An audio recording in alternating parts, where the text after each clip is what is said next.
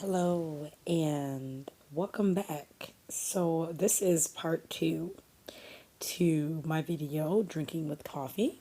I was unable to finish the entire short story because unfortunately I had to leave to go to my job. I currently am employed at Kentucky Fried Chicken. A lot of y'all may be familiar with it, but I unfortunately had to leave. So, here is part two to drinking coffee elsewhere. Lost? She said. I expected her to get angry, but she hadn't. Lost? She repeated. Why had I been so clumsy and nervous around a harmless boy? I could have brought the groceries home and washed off the egg yolk, but instead I just left them there. Come on, Mama said, snuffing her tears, pulling my arm, trying to get me to join her and start yanking the cushions off the couch. We'll find enough change here. We've got to get something for dinner before your father gets back. We already searched the couch for money the previous week, and I knew that there'd be nothing now. But I began to push my fingers into the corner's boniest corners, pretending that it was only a matter of time before I'd find some change or a lost watch or an earring. Something pawnable, perhaps. Excuse me. What happens next? Dr. Rayburn asked again. Did you let that young boy walk you home? My house was far, so we went to his house instead. Though I was sure Dr. Raven knew that I was making this part up, I continued. We made out on his sofa. He kissed me. Dr. Rayburn lit his next cigarette like a detective. Cool, suspicious. How did it feel? You know, I said. Like a kiss feels. It felt nice. The kiss felt very, very nice. Rayburn smiled gently, though he seemed unconvinced. When he called time on our session, his cigarette had become one pole of ash. I left his office, walking quickly down the corridor, afraid to look back. It would be like him to trot after me, his navy blazer flapping, just to eke the truth out of me. You never kissed anyone. The word slid from my brain and knotted in my stomach. When I reached my dorm, I found an old record player blocking my door and a Charles Mingus LP propped beside it. I carried them inside, then. Lying on the floor, I played the Mingus over and over until I fell asleep. I slept feeling as though Dr. Rayborn had attached electrodes to my head, willing into my mind a dream about my mother. I saw the lemon meringue of her skin, the long bone of her arm as she reached down to clip her toenails. I had come home from a school trip to the aquarium, and I was explaining the differences between baleen and sperm whales according to the size of their heads, the range of their habitats, their feeding patterns. I awoke remembering the expression on her face after I'd finished my dizzying whale lecture. She looked like a tourist who asked for directions to a place she thought was simple enough to get only to hear a series of hypnotical turns, alleys, one-way streets. Her response was to nod politely at the perilous elaborateness of it all, to nod in the knowledge that she would never be able to get where she wanted to go. The dishwashers always down closed down the dining hall. One night after everyone else had punched out, Heidi and I took a break, and though I wasn't a smoker, we set up two milk crates outside on the floor and smoked cigarettes. The dishwashing machines were off, but the steam still rose from them like a jungle mist. Outside in the winter air, students were singing carols in their groomed and tailored singing group voices. The Whiffin Puffs were back in New Haven after a tour around the world, and I guess their return was a huge deal. Heidi and I craned our necks to watch this year's first snow through an open window. What are you going to do when you're finished? Heidi asked. Sexy question marks of smoke drifted up to the windows before vanishing. Take a bath? She swatted me with her free hand. No, silly. 3 years from now, when you leave Yale. I don't know. Open up a library? Somewhere where no one comes in for the books. A library in a desert. She looked at me as though she expected this sort of answer and didn't know why she asked in the first place. What are you going to do? I asked her. Open up a psych clinic in a desert, and my only patient will be some wacko who runs a library. Ha, I said. Whatever you do, don't work in a dish room ever again. You're no good. I got up from the crate. Come on, let's hold this place down. We put our cigarettes on the floor since it was our job to clean it anyway. We held squirt guns in one hand and used the other to douse the floors with the standard issue eye burning cleaning solution. We hosed the dish room, the kitchen, the serving line, sending the water and crud and suds into the drains. Then we hosed them again so the solution would eat the holes in our shoes as we left. Then I had an idea. I unbuckled my belt. What the hell are you doing? Heidi said. Listen, it's too cold to go outside with our uniforms all wet. We could just take a shower right here. There's nobody but us. What the fuck? A. I let my pants drop, then took off my shirt and panties. I didn't wear a bra since I didn't have much to fill one. I took my shoes and hung my clothes on the stepladder. You're flipped, Heidi said. I mean, really, psych ward, flipped. I soaped up with the liquid hand soap until I felt as glazed as a ham. Stand back and spray me. Oh my God, she said. I didn't know whether she was confused or delighted, but she picked up the squirt gun and sprayed me. Then she was laughing. She got too close and the water started to sing. God dang it, I said. That hurt. I was wondering what it would take to make you say that. When all the soap had been rinsed off, I put on my regular clothes and said, Okay, you're up next. No way, she said. Yes, way. She started to take off her uniform shirt and then stopped. What? I'm too fat. You're goddamn right. She always said she was fat. One time I told her that she should shut up about it, that large black women wear their fat like meat coats. You're big as a house, I said now. Frozen yogurt may be low in calories, but not if you eat 5 tubs of it. Take your clothes off. I want to get out of here. She began taking off her uniform, and then stood there, hands cupped over her breast, crouching at the pubic bone. Open up, I said, or we'll never get done. Her hand remained where they were. I threw the bottle of liquid soap at her, and she had to catch it, revealing herself as she did. I turned on the squirt gun, and she stood there, stiff arms at her sides, eyes closed, as though awaiting mummification. I began with the water on low, and she turned around in full circle, hesitantly, letting the droplets from the spray fall on her as if she was submitting to a death by stoning. When I increased the water pressure, she slipped and fell on the sudsy floor. She stood up again and then slipped. This time she laughed and remained on the floor, rolling around as I sprayed. I think I began to love Heidi that night in the dish room, but who was to say that I hadn't begun to love her the first time I met her? I sprayed her, and she turned over again like a large, beautiful dolphin, walling around in the sun. Heidi started sleeping at my place. Sometimes she slept on the floor. Sometimes she slept sardine-like, my feet at her head, until she complained that my feet were taunting her. When we finally slept head to head, she said, Much better. She was so close. I could smell her toothpaste. I like your hair, she told me, stretching it through the darkness. You should wear it out more often. White people always say that about black people's hair. The worse it looks, the more they say they like it. I expected her to disagree, but she kept touching my hair, her hands passing through it until my scalp tingled. When she began to touch the hair around the edge of my face, I felt myself quake. Her fingertips stopped for a moment, as if checking my pulse, and then resumed. I like how it feels right here. See, mine just starts with the same old texture as the rest of my hair. She found my hand under the blanket and brought it to her hairline. See, she said. It was dark. As I touched her hair, it seemed as though I could smell it too. Not a shampoo smell. Something richer, murkier. A bit dead, but sweet, like the decaying wood of a ship. She guided my hand. I see, I said. The record she'd given me was playing in my mind, and I kept trying to shut it off. I could also hear my mother saying that this is what happens when you've been around white people. Things get weird. So weird, I could hear the stylus etching its way into the flat vinyl of the record. Listen, I said finally, when the bass and sax started up. I heard Heidi breathe deeply, but she said nothing. We spent the winter and some of the spring in my room. Never hers.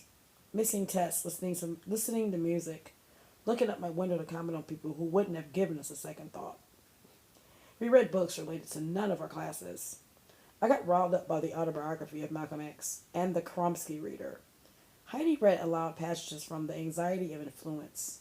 We guiltily read mysteries and Clan of the Cave Bear, then immediately threw them away. Once we looked up from our books at exactly the same moment, as though trapped at a dinner table with nothing to say. A pleasant trap of silence. Then, one weekend, I went back to Baltimore.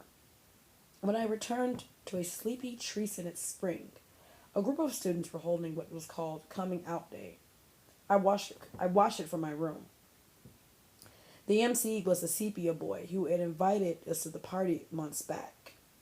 His speech was strident but still smooth and peppered with jokes. There was a speech about AIDS with lots of statistics, nothing that seemed to make coming out worth it. Then the woman spoke. One girl pronounced herself out as casually as if she announced the time.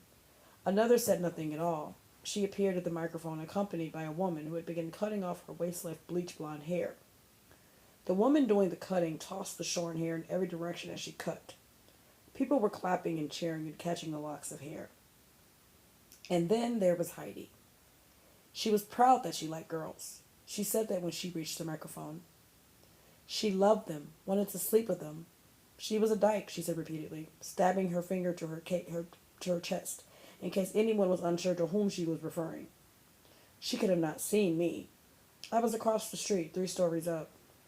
And yet, when everyone clapped for her, she seemed to be looking right at me. Heidi knocked. Let me in.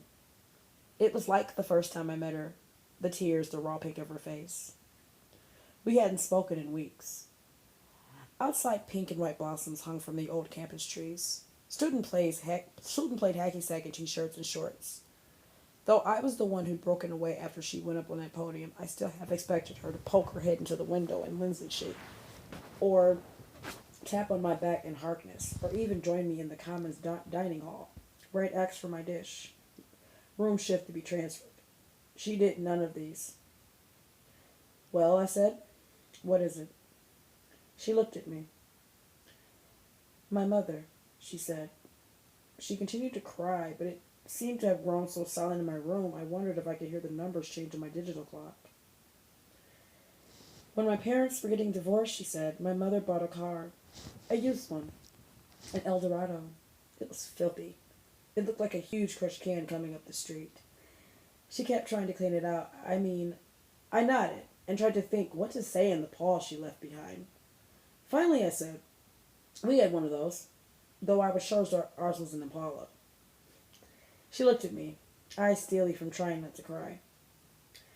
Anyway, she'd drive me around in it, and although she didn't like me to eat in it, I always did. One day, I was eating cantaloupe slices, spitting the seeds on the floor. Maybe a month later, I saw this little sprout growing right up from the car floor. I just started laughing, and she kept saying, what? I was laughing, and then I saw that she was so... She didn't finish. So what?